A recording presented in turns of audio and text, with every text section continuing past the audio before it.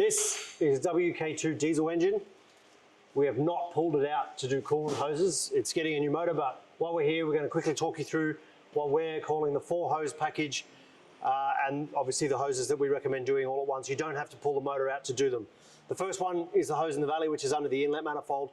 We've documented that heaps. There's videos on how to do it. The second one is the other end of that hose,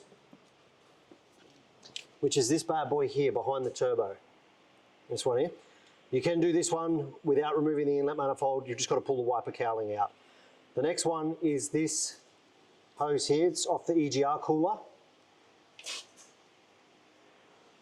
This hose you have to get off Jeep because the inner diameter of the hose at this end is about 4 mil bigger than the hose at this end. You can't just use a generic piece of hose. It's got to be the genuine Jeep one. And the last one is on this side.